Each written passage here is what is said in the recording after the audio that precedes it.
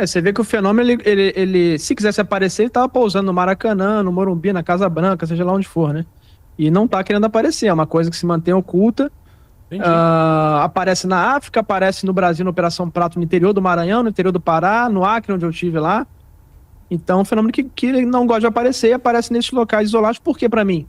Nos locais isolados tem um pessoal com menor nível de instrução, um pessoal com menor nível de análise crítica para pegar dados, coletar dados e entender o que é esse fenômeno. Se eu fosse um fenômeno inteligente, eu quisesse atuar nas sombras, eu faria a mesma coisa, né?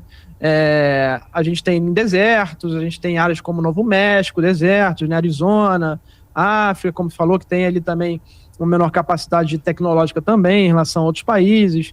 Então, acho que é por isso que está acontecendo nesses locais isolados e que o pessoal fica nas capitais, no sofá, falando que não é nada, sempre está acontecendo, obviamente, no local isolado. Agora, em relação às nações, um país além do Brasil, o Brasil teve, inclusive, completou-se na terça-feira 40 anos da Noite Oficial dos OVNIs. Isso. Inclusive, militares daquela época, como o Mota, né, que era o controlador, fizeram um podcast essa semana recentemente. A Noite Oficial dos OVNIs é aquela da Amazônia?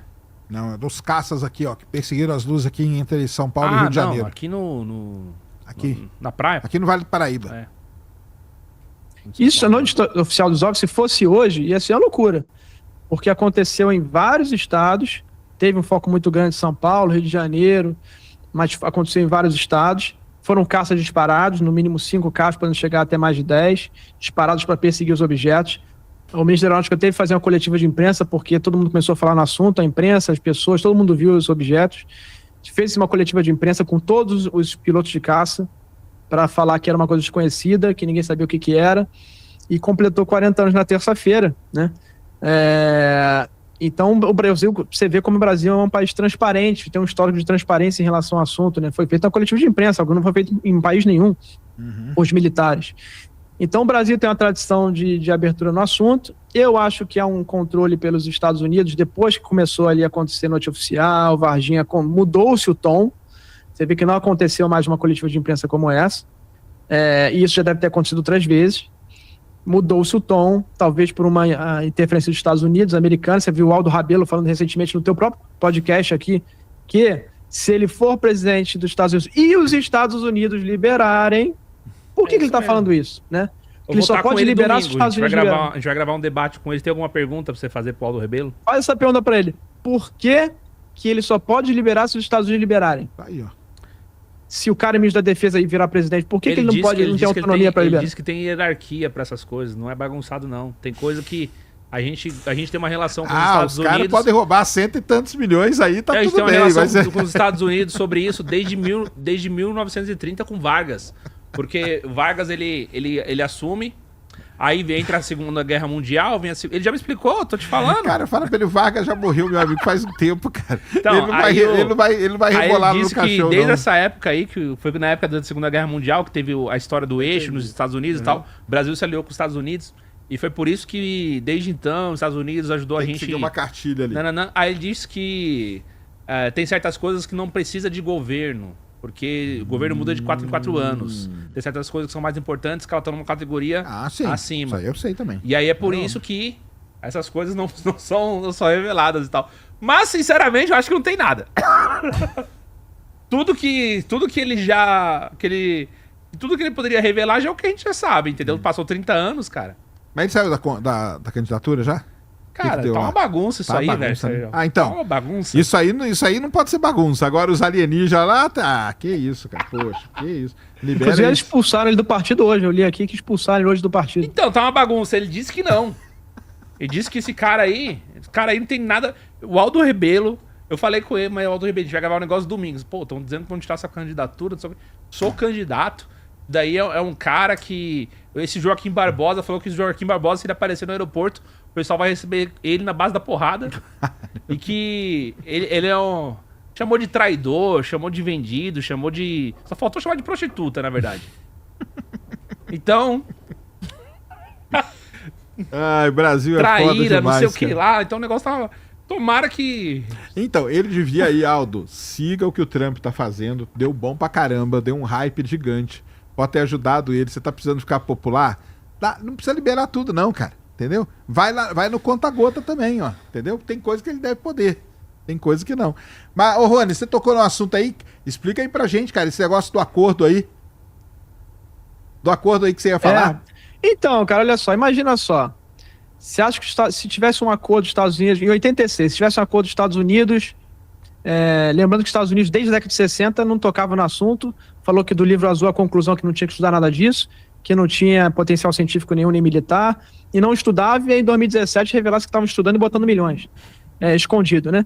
Você acha que se tivesse um acordo em 86 o Brasil ia ter liberdade para fazer uma audiência, uma coletiva de imprensa com o 01 da aeronáutica, com todos os militares falando que o fenômeno é real e que, para mim, ali naquela época não tinha nada, tá? Uhum. Então, para mim, esse negócio de acordo em relação a esse assunto específico surgiu depois. Talvez depois dessa coletiva, os Estados Unidos pode não ter gostado. Falou, pô, peraí, o que vocês estão falando na imprensa sobre esse assunto aí, sendo que eu estou falando aqui dentro do meu país que isso aí não existe. E você é meu aliado. Então pode ter dado uma prensa. Tanto é que o relatório da Noite Oficial dos OVNIs nunca saiu. Porque deve ter tido uma pressão para não liberar. Então, se eu fizer essa pergunta pro Aldo, aí você pode fazer, por que ele tem que esperar o Trump liberar para poder liberar no Brasil? Há um acordo? Para mim só faz sentido se houver um acordo em relação a esse assunto. Tem aquela lenda, né, de que quando aconteceu Varginha, o programa espacial brasileiro e a ida do Marcos Pontes seria por conta do segredo em Varginha, me dá os seres aqui, porque é interessante, é outra coincidência, né? Isso não, Sérgio. Varginha acontece em janeiro. Conta aí de novo. Varginha acontece em janeiro. Pontes já estava envolvido ali na... Não, a história é, se a gente... vamos lá. Encontramos seres em Varginha. Aí os Estados Unidos falou o seguinte, cara, vocês me passam aí que eu facilito aqui pro Marcos Pontes ir pro espaço, entendeu? Vocês estão querendo levar um brasileiro pro espaço, pra estação espacial e tal, não sei o quê. Tal. Mas aí o problema é que Marcos Pontes vai pela Rússia, no final das contas, né? Vai lá pela Soyuz, nem foi pelos Estados Unidos. Mas essa é a história que tem, Varginha tem. Então, Varginha acontece isso, cara. Acaba tendo várias histórias paralelas, sabe? Pô, até o Marcos Pontes é envolvido. Você nunca tem a evidência de causa e efeito, né? Exato, o fato é que tem várias coisas acontecendo. E naquela época, por exemplo, a data, né? Em janeiro acontece Varginha, em março acontece o acordo de cooperação espacial. Então, são coincidências ali que vão acontecendo, né? No dia de Varginha, o Exército falou que tinha ali um casal de pessoas com nanismo e a mulher estava grávida. Então, assim, aí começa essas coisas. Isso, versão oficial, tá? Não é história. Isso, versão oficial. Não, da mulher grávida, do nanismo eu já ouvi. Agora, essa história do Marcos Pontes eu não sabia, não. Mas isso tem uma coisa interessante, que o Marcos Pontes ele ficou quanto tempo no espaço mesmo? Não, 10 dias. 8 dias. 8 dias. E voltou doente, né? Voltou. Mas isso aí é normal, isso aí acontece. Voltou surdo, cego e com vitiligo. Aí é do organismo, isso aí não tem nada a ver com alienígena, não. Mas aqui, só vamos explicar pra galera, né? O Rony falou que várias vezes no projeto Blue Book, né? O projeto Blue Book, porque muita gente, né, que tá chegando agora na parada de alienígena, acho que esse negócio aí de documento de governo é a primeira vez, não é, né? O programa Blue Book foi um projeto muito legal, que estudou vários, até fenômenos paranormais, né? Na época, né? Também, né? Entrou ali no projeto Blue Book e tudo mais. Não, mas eu queria que você falasse... Não, você falou desse acordo aí, show de bola. Mas eu queria que você falasse daquele outro que você falou lá, do presidente dos Estados Unidos com os alienígenas. Que é uma história que circula. Do acordo, né? Do acordo, né?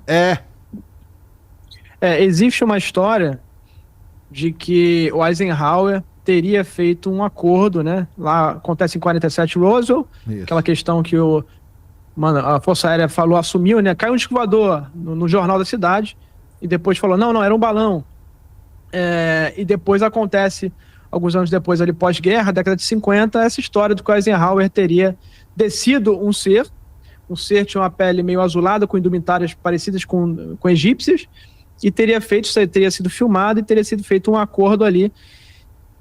Isso é a lenda, é o folclore, né? Agora, o fato é que os denunciantes estão falando que algumas naves desceram pousadas, inclusive não chamam de site de acidente, eles chamam de site de doação, tá? Uhum. E que seriam presentes, entre aspas, de grego para os americanos. Isso também foi feito na China e na União Soviética, hoje Rússia, né? Uhum.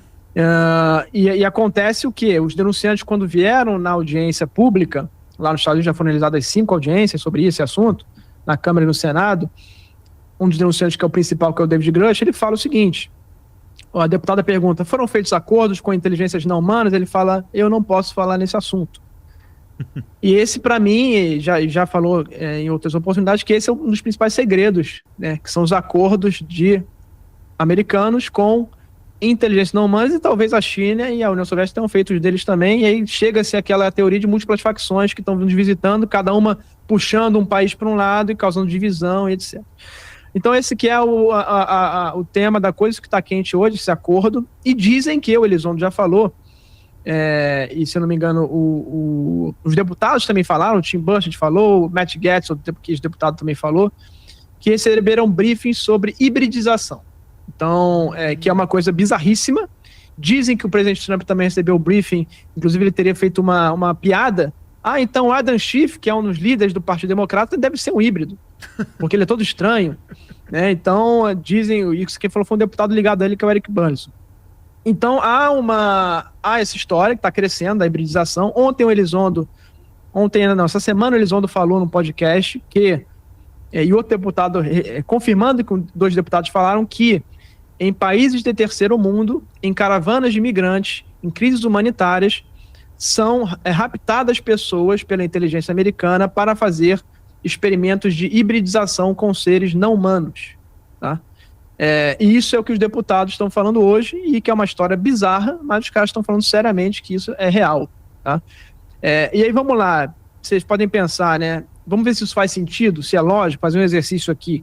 Por que uma inteligência não humana tão poderosa precisaria fazer um acordo com uma civilização primitiva como a nossa em relação a híbridos? Por que eles não fazem direto? E isso só faz sentido para mim se eles não quiserem sair das sombras, se eles quiserem se manter escondidos. Por quê?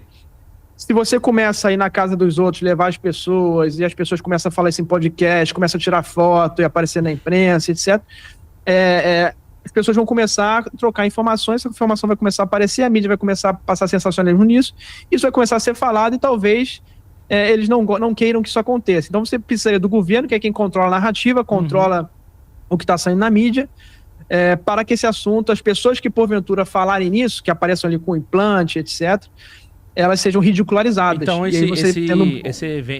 esse experimento seria uma coisa pior do que o MK Ultra, porque o MK Ultra é só controle mental. Esse daí, além de controle mental, de fragmentar a consciência da pessoa, de fragmentar a memória, de tirar a pessoa do seu estado consciente de forma forçada para fazer com ela experimentos e tal.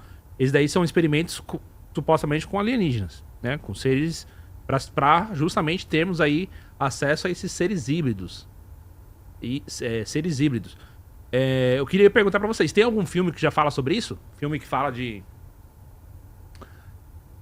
Depois de ter um contato assim, aleatório com alienígena, a pessoa ficou... Porque assim, o Homem-Aranha levou uma picada de uma aranha, né? Mas e com alienígenas especificamente? A pessoa teve algum contato específico? Tem alguns filmes aí que falam de abdução e tratam um pouco disso, né?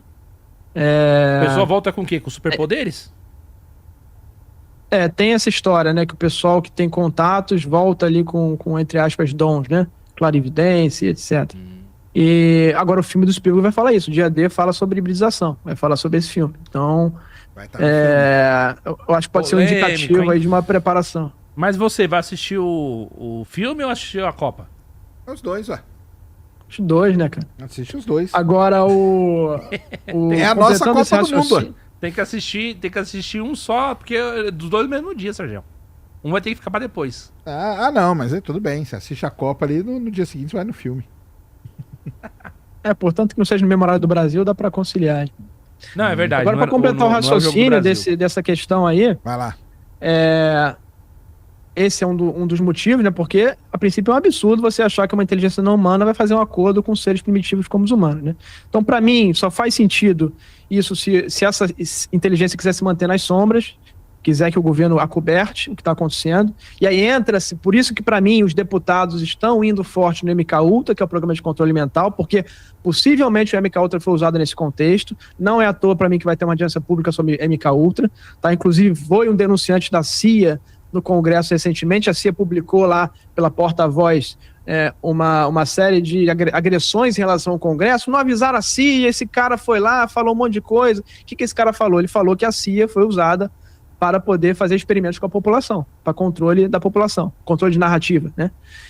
Não chegou ali no MK Ultra, mas falou isso em público, e a CIA não gostou nada, que é um sinal que pode estar desmoronando aí o Deep State, que seria esse governo dentro do governo. Mas o fato é que um dos motivos seria esse acobertamento, o governo fazer um acordo para ajudar a acobertar isso, e a outra por que hibridização, para mim? Isso só faz sentido também em relação aos seres, se forem seres, por exemplo, que não são incorpóreos, não são seres físicos. Como é que um ser, supondo que existisse uma inteligência não humana não física, como é que ela atuaria no nosso mundo? A maneira mais fácil é a maneira de controle mental, né, influenciando pessoas, e as pessoas, os humanos, vão fazer decisões para ela, na direção que ela quer, tomar as decisões que ela quer, para acabar com a humanidade ou para melhorar, e depende da facção do ser. A outra seria, se forem seres incorpóreos não materiais, e eles quiserem ter presença aqui, eles próprios tomarem as decisões, eles vão colocar os seus bonecos aqui, os seus avatares. E você é muito preferencial, se você não quer aparecer, não quer chamar a atenção, você criar um avatar que é muito parecido com o humano, mas que por dentro não é humano, está sendo controlado por uma inteligência não humana. E aí você tem o seu próprio boneco agindo no nosso mundo, que é o mundo real. E aí entra na história que isso aqui poderia ser uma simulação, a gente pode ir embora aqui com várias teorias de que Nossa, porquê que existiam seres incorpóreos e etc. A história da Matrix, ela, além de ter esse negócio de você viver na Matrix, de existir a realidade, ou seja, de mundos paralelos, fala também sobre as formas, né, de intersecção nesses